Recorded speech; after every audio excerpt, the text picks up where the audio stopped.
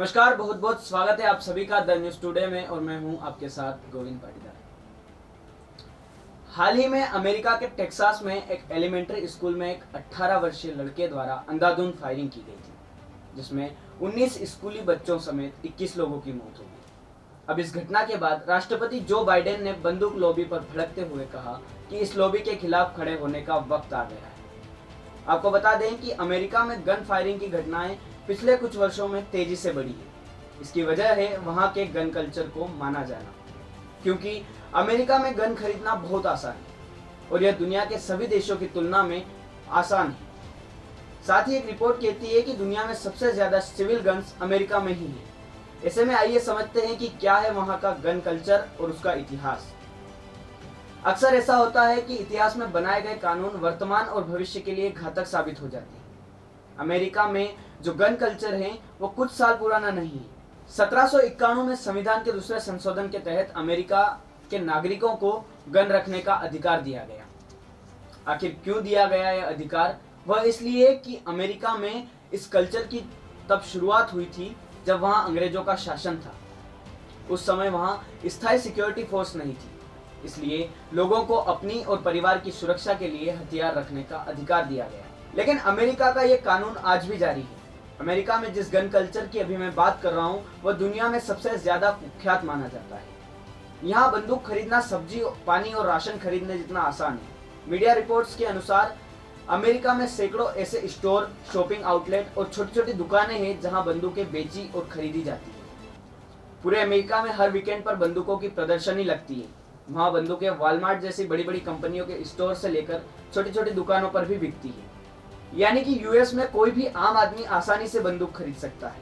यहाँ तक कि हथियारों के इस खुले लेन देन में कोई जांच पड़ताल नहीं होती। जांच केवल दुकान से बंदूक खरीदने पर ही होती है। बंदूक खरीदते समय खरीदार को एक फॉर्म में नाम, पता, जन्मतिथि और नागरिकता की जानकारी देनी होती है। बंदूक बेचने वाले खरीदार की जानकारी अमेरिकी खुफिया agency federal bureau of investigation यानी FBI से साझा करता है, जो बंदूक के खरीदार के बैकग्राउंड की जांच करती है। ऐसे में एक बड़ा सवाल यहाँ उठता है कि क्या इस पर अमेरिका में कोई कानून नहीं बना हुआ है? दरअसल इस पर एक कानून है, लेकिन उस कानून को ऐसे देखा जाएगा अमेरिका के द गन कंट्रोल एक्ट के मुताबिक।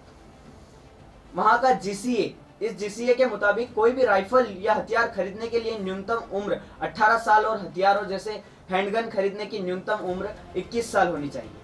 जैसा कि हमारे भारत में शादी करने और वोट डालने के आयु संबंधित नियम है, वहीं अमेरिका में वहां हथियार खरीदने के लिए ही नहीं बल्कि बेचने वालों की भी उम्र 21 साल से ज्यादा होनी चाहिए। अमेरिका में केवल उन लोगों को बंदूक खरीदने की इजाजत नहीं है जो समाज के लिए खतरनाक होते हैं, जैसे भगोड़े, नशे में संलिप्त, मानसिक रूप से बीमार और 1 साल से अधिक जेल और 2 साल से अधिक की सजा पाए।